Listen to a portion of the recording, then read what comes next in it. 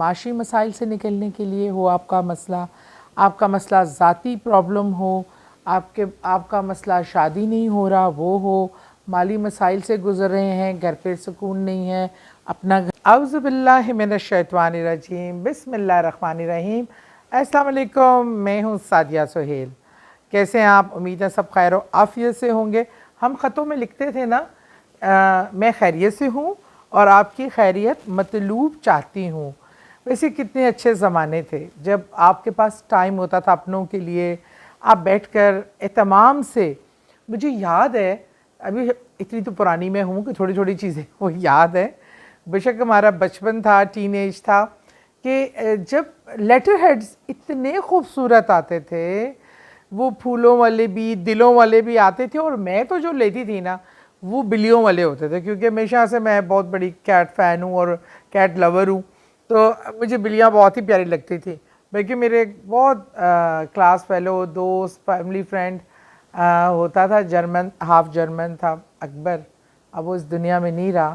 تو وہ مجھے جرمنی سے لیٹر ہیڈ جو لا کے دیتا تھا اس پہ بلیاں بنی ہوتی تھیں، لائٹ بلو کلر کا، اس پہ پھر ہم نے خط لکھنا، کزنز نے، بہنوں نے جو دور دراز آپ کے بستے ہیں،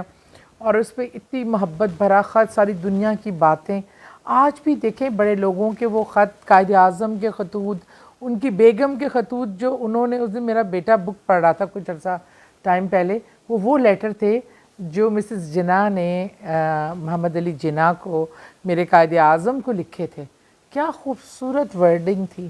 کیا وہ تاریخ کا حصہ بن گئے۔ آج ہم ایک ایس ایم ایس ڈالتے ہیں، ایک واٹس ایپ میسج ڈالتے ہیں اور کہانی ختم۔ وہ خلوص، وہ الفاظ کا چناؤ، اور اکثر اس پہ خوشبو بھی لگائی جاتی تھی،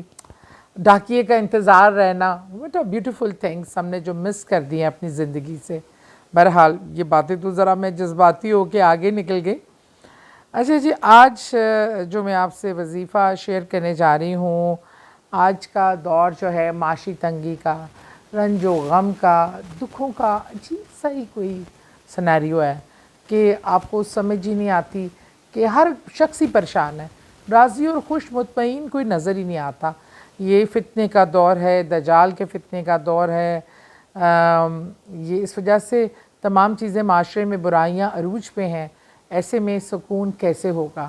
بہرحال معاشی مسائل سے نکلنے کے لیے ہو آپ کا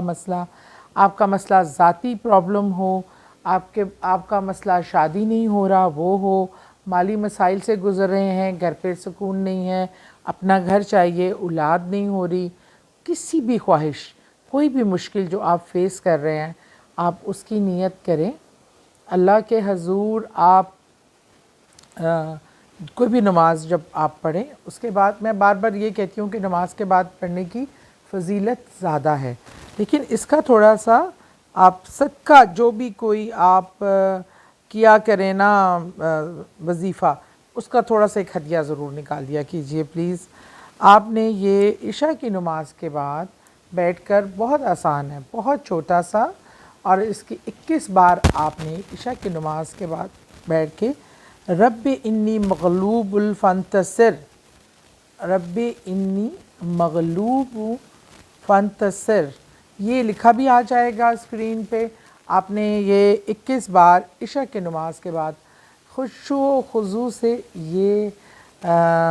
پڑھ کے آپ نے ورد کر کے 21 بار، اور دعا کرنی ہے اپنی اس مشکل کے لیے جو آپ کو پیش آ رہی ہے۔ انشاءاللہ تعالیٰ میرے رب العزت دعاؤں کو قبول کرنے والا ہے۔